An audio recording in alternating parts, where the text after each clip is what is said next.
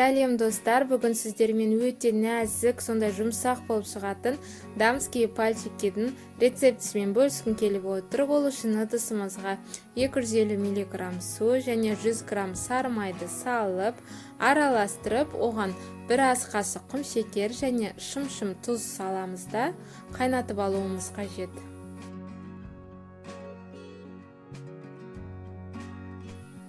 Қайнаған суымызға ұнымызды салып, оны үздіксіз жақсылап араластырып тұруымыз қажет. Яғни комоктар болмауы тиіс. Мен қамырды газда шамамен 1-2 минуттай осылайынан араластырып ұстадым.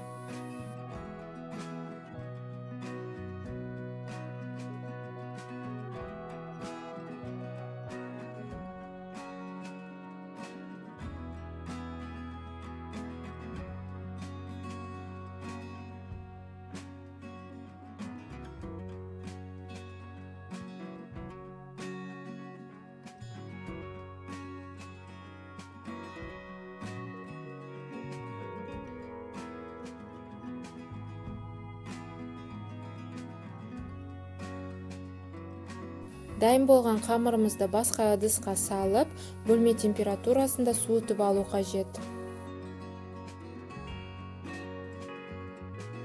Қамырымыз суығаннан кейін 4 жұмыртқаның барлығын саламыз да, оны миксермен араластырамыз. Егер қамырыңыз қатты қою болып жатса, оған тағы бір жұмыртқа салуға болады.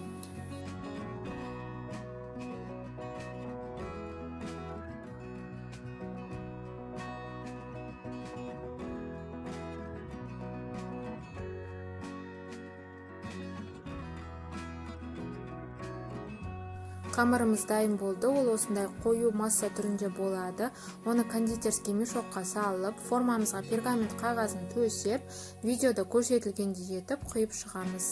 Қызып тұрған духовкада 200 градуста 30 минут пісіреміз. Пісіп жатқан кезде духовканың есігін ашуға болмайды, әйтпесе дұрыс шықпайды.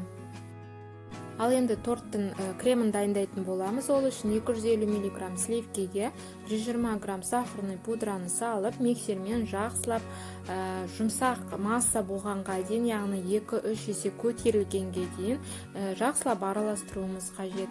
Мен шамамен 4 минут аралығында араластырдым, сонда осындай пышный масса шықты.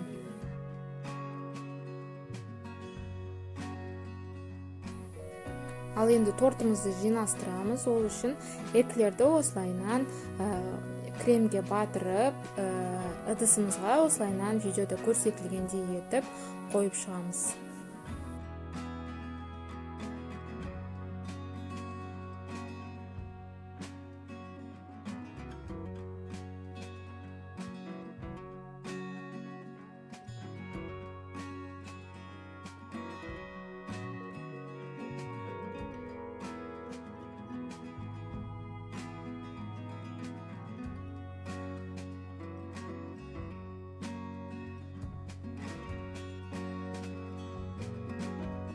Тортты әрлеу үшін шоколадты ертіп алып, осылайынан құйып шығамыз.